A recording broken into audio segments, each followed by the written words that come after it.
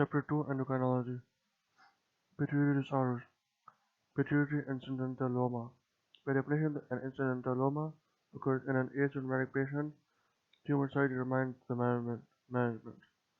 Tumor size treatment. Less than 1 cm prolactin level, MRI yearly. Greater than 1 cm prolactin level, MRI yearly. 24-hour urine cortisol, TSH, T4, LH, FSH, IGF, and test visual field for evidence of oblique channel compression.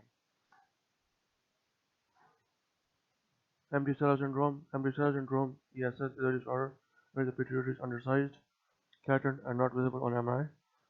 ESS can be an incidental finding, and it is associated with surgery, obesity, and radiation therapy. However, 70% are idiopathic. When asked how to manage asymptomatic ESS, answer: check the head and adrenal function. Panhypopituitarism. Panhypopituitarism is caused by any condition that compresses or damages the pituitary gland. Tumor, renal metastatic cancer, adenoma, rectus, cleft cyst, meningioma, trauma and radiation, hemochromatosis, sarcoidosis and histiocytosis X, infection, fungi, TB and parasites, autoimmune and lymphocytic infiltration. Anything that damages the brain from tumor to stroke to infection to trauma can cause panhypopituitarism. Symptoms are based on deficiency of the specific hormone, deficiency of prolactin. In men, there are never any symptoms of prolactin deficiency. In women, prolactin deficiency inhibits lactation of childbirth. Prolactin literally means inferior of or prolactation. If deficient, the patient cannot lactate normally. Deficiency of growth hormone (GH). Children present with short stature and dwarfism. Adults have few symptoms because several other hormones, catecholamine, glucagon, cortisol, act as stress hormones. Several subtle findings include central obesity, elevated LDL cholesterol, and reduced lean muscle mass. Deficiency of luteinizing hormone and follicle stimulating hormone. Men will not make testosterone or sperm. He will have erectile dysfunction and decreased muscle mass. Women will not be able to ovulate or menstruate normally and will become amenorrheic. Both will have decreased libido and decreased axillary, pubic, and body hair. Now, Coroman syndrome and Klinefelter syndrome. Etiology: called one mutation of Coroman syndrome and Klinefelter syndrome, 47XXY karyotype. Relation to FSH and LH: decreased FSH and LH from decreased GnRH, rapid releasing hormone in Coroman syndrome. Other characteristics: anosmia, renal agenesis, 50% of patients, and treatment is replaced testosterone. Klinefelter syndrome etiology: 47XXY karyotype. Relation to FSH and LH: adrenal deficiency through insensitivity to FSH and LH despite high FSH/LH. Other characteristics: tall. Treatment: replace testosterone. Symptoms of hypothyroidism and hypoadrenalism will be covered in the section devoted to those glands. Hyponatremia is common secondary to hypothyroidism and isolated glucocorticoid underproduction. Potassium level remains normal because aldosterone is not affected and aldosterone excretes potassium. MRI detects compression mass lesion on the pituitary.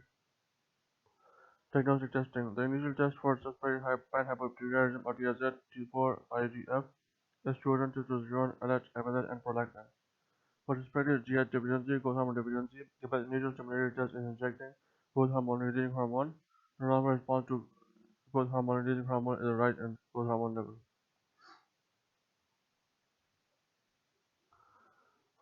Now, older, less usual tests are metarapone, which inhibits and beta hydroxylase, which decreases the output of the adrenal gland. Metarapone should normally cause ACTH levels to rise, but because cortisol goes down, cortisol is a feedback inhibitor on the pituitary. Insulin stimulation: the normal effect of insulin inducing hypoglycemia is rise in the GH level. Growth hormone increases hypoglucose levels because it is a stress hormone. Insulin induced hyperglycemia, as our test is always the wrong answer. Now, replace deficient hormones with cortisone, thyroxine only after cortisone has been replaced, testosterone and estrogen, recombinant human growth hormone. Do not answer dexamethasone for deficiency of adrenal steroid hormone. It has no mineralocorticoid activity. Specific diagnostic test for each hormone. Standard blood test is normally conformed with. No thyroid stimulating hormone TSH and low thyroxine levels. Decreased TSH response to thyroxine releasing hormone TRH. Decreased adrenocorticotropic hormone ACTH and decreased cortisol level is confirmed by normal response to syncotin stimulation of the adrenal. Cortisol will rise. Adrenal is normal in recent disease but abnormal in chronic disease because of adrenal atrophy. No response rise in ACTH level with corticotropin releasing hormone GRH. An elevated baseline cortisol level excludes pituitary insufficiency. Decreased LH and FSH level, decreased testosterone level is confirmed with no confirmatory test. Growth hormone level low, but this finding is not helpful since growth hormone is pulsatile and maximum at night. No response to growth hormone releasing hormone GHRH, no response to arginine increase. Prolactin level low but not helpful, no response to TRH. Posterior pituitary, the two products of posterior pituitary are antidiuretic hormone and oxytocin. There is no deficiency disease scan for oxytocin. Oxytocin helps uterine contraction during delivery, but delivery still occurs even if it is absent. ADH deficiency is also known as central diabetes insipidus. Acromegaly. Acromegaly is the overproduction of growth hormone leading to overgrowth of soft tissue throughout the body. Causes include pituitary adenoma, 95% of cases, Men's syndrome, when it is combined with a parathyroid pancreatic disorder such as carcinoma and selenoma, ectopic GH or GHRH protection from lymphoma or bronchial crocodile rare.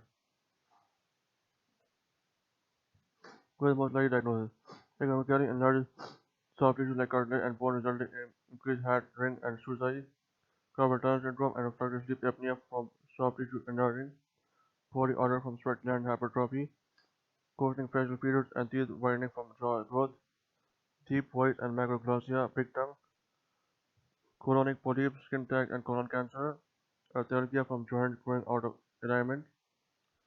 Hypertension resistant to treatment for unclear reasons, 50% of cases. Cardiomegaly and congestive heart failure. Erectile dysfunction from increased prolactin co-secreted with the pituitary adenoma. Hypoglycemia. The lab test will show glucose intolerance and hyperlipidemia, which contribute to the cardiac dysfunction. Insulin-like growth factor IGF-1 is the best initial test. The glucose suppression test, most accurate test. Normally, glucose should suppress growth hormone. I'm running only after the laboratory and medication for acromegaly. The abuse of growth hormone can give the same presentation as acromegaly.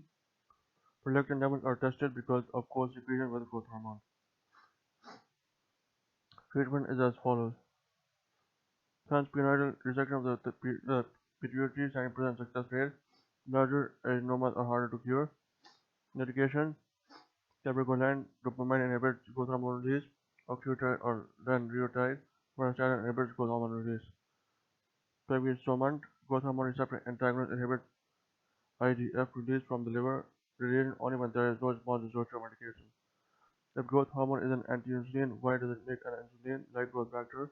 Only the effect on proteins and amino acids is like insulin-like. Diabetes insipidus. See the nephrology chapter for evaluation and management of diabetes insipidus. Hyperprolactinemia. Hyperprolactin can seem confusing because so many causes have nothing to do with a pituitary adenoma. Causes of elevated prolactin include physiologic causes, pregnancy, intense exercise, renal insufficiency, and increased chest wall stimulation. Hypothyroidism, because extremely high TRH levels will stimulate prolactin secretion. Acromegaly, because prolactin can be corrected with growth hormone. Cutting the pituitary stalk, which eliminates dopamine delivered to the anterior pituitary. Dopamine inhibits prolactin release. Certain drugs, antipsychotics, methyl dopa, metoclopramide, opioids, tricyclic antidepressant, and verapamil. Verapamil is only a calcium blocker to raise prolactin levels.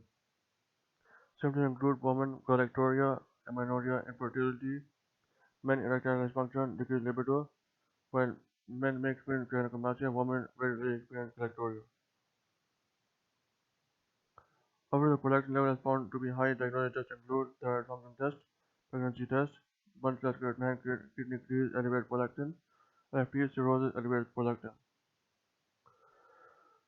Always exclude pregnancy first in any woman with a high prolactin level. MRI is done after prolactin level is confirmed to be high. Secondary causes like medication are excluded. appearing confirmed to be not pregnant. Now, with any recurrence or MRI of the heart should never be done first. Now, treatment is as follows. Dopamine agonist, cabergoline is better tolerated than bromocriptine. Dopamine agonist, cabergoline is better tolerated than bromocriptine. Good side effects include orthostasis, lightheadedness, and nausea/vomiting. Transperineal surgery of no response to medications. Radiation is rarely needed. Asymptomatic hyperprolactinemia does not need treatment. Gynecomastia. This is an increase in the size of breast tissue arising from Klinefelter syndrome, hyperprolactinemia, drugs, spironolactone, opiates, oral ketoconazole, and estrogen. Liver and renal pump failure with elevated prolactin levels. Testicular lesions, Sertoli cells make extrusion. Testing should be done to exclude the disorder, do mammography to exclude cancer. Treatment is as follows. Tamoxifen, testosterone replacement if there is a testosterone deficiency, surgery for refractory and idiopathic cases.